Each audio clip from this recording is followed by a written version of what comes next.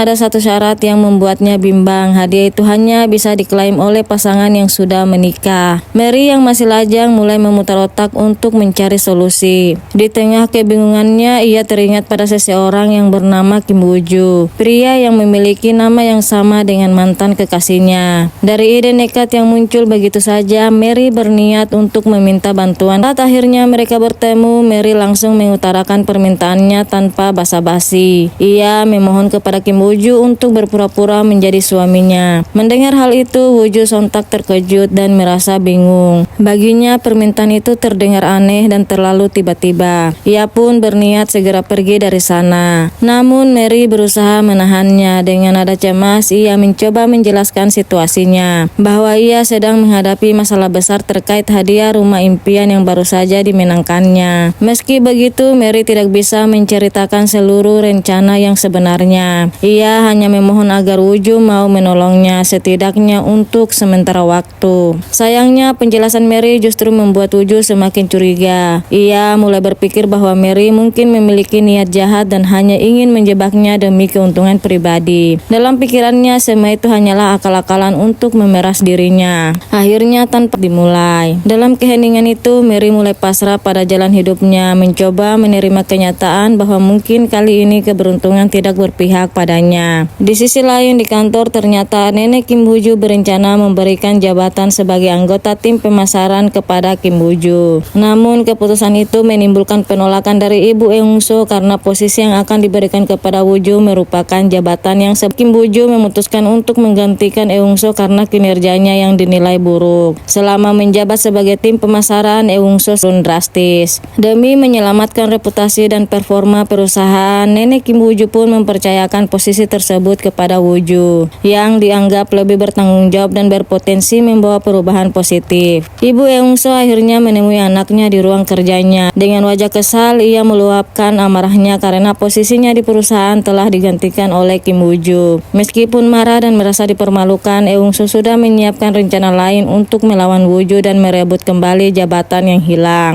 Tidak lama kemudian, Jang Han-gu datang ke ruangan itu. Namun suasana menjadi semakin tegang ketika Kim Myon langsung memarahinya karena dianggap tidak membela anaknya. Dengan nada tenang, Han-gu berusaha menenangkan Myon dan berkata bahwa semuanya akan baik-baik saja. Sementara itu, Yoon Jin sedang berada di rumah sakit dan berniat untuk beristirahat setelah hari yang melelahkan. Namun tiba-tiba ia menerima telepon dari Woo-ju yang mengajaknya untuk minum kopi bersama. Mendengar ajakan itu, Yoon Jin merasa sangat senang karena diam-diam ia menyukai Woo-ju. Sayangnya, Woo-ju tidak menyadari perasaan Yoon Jin dan justru mengira bahwa Yoon Jin menyukai Eung-soo. Dalam perbincangan mereka, Yoon Jin sempat menanyakan kabar Mary. Woo-ju menjawab bahwa Mary baik-baik saja, hanya saja belakangan ini ia bertindak sedikit aneh. Bahkan sempat tiba-tiba mengajaknya menikah tanpa alasan yang jelas. Itu Woo-ju mendadak terdiam. Ia teringat kembali pada masa lalunya, di mana saat setelah mengalami kecelakaan, ada seorang anak kecil perempuan yang menghampirinya dan memberikan gantungan boneka. Di sisi untuk segera pindah dari tempat tinggalnya tersebut. Mendengar hal itu, Mary merasa sangat frustasi karena belum memiliki tempat lain untuk dituju.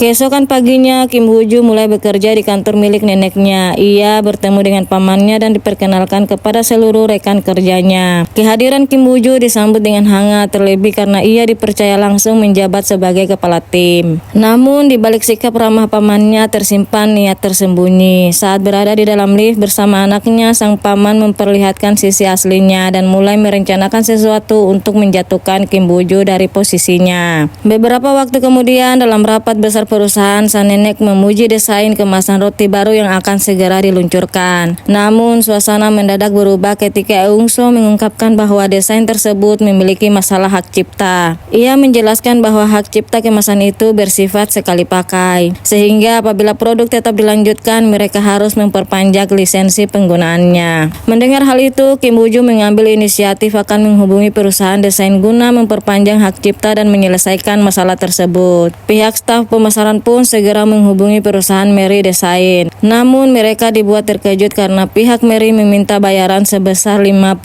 juta won untuk melepas hak cipta tersebut. Ternyata Mary menaikkan tarifnya setelah sebelumnya dihubungi oleh seseorang yang menyarankannya untuk menaikkan harga desain miliknya. Kim Woo-ju yang mendengar tarif tinggi dari pihak Mary Desain merasa bahwa harga tersebut tidak masuk akal. Karena itu, ia memutuskan untuk turun tangan sendiri dan langsung menghubungi direktur perusahaan Mary Desain untuk membicarakan masalah tersebut. Sementara itu, Mary tiba-tiba menerima panggilan dari pihak beauty department store. Ia diminta untuk menghadiri acara penyerahan hadiah bersama suaminya. Dalam pesan tersebut tertulis bahwa jika Mary tidak datang bersama suaminya, maka hadiah yang telah ia menangkan akan dianggap hangus. Membaca pesan itu, Mary merasa harus segera melakukan sesuatu. Ia pun memutuskan untuk pergi ke rumah Kim Woo-ju karena sudah beberapa kali mencoba menghubunginya tetapi tidak ada jawaban darinya. Namun setibanya di sana, Mary justru mendapatkan perlakuan yang tidak menyenangkan. Ibu dan adik Woo-ju menghina serta merendahkannya, membuat Mary merasa terhina dan memilih pergi dari tempat itu. Tidak lama setelah keluar dari rumah Woo-ju, Mary menerima panggilan dari asistennya yang memintanya untuk datang ke kantor Myung-soda. Di tempat lain, Kim Woo-ju juga bersiap untuk menemui Mary. Saat berjalan, Woo-ju berpapasan dengan Eung-so. Eung-so menuduh Woo-ju telah merebut posisinya dan menantangnya untuk membuktikan kemampuannya. Ia berkata jika kali ini Woo-ju gagal, maka ia harus mundur dari jabatannya. Woo-ju menerima tantangan itu dengan tenang dan melanjutkan langkahnya. Sementara itu, di kantor Myung-soda, setelah Mary keluar dari toilet, ia terkejut melihat sosok Woo-ju. Awalnya Mary mengira ia sedang berhalusinasi, namun ternyata Woo-ju benar-benar ada di sana.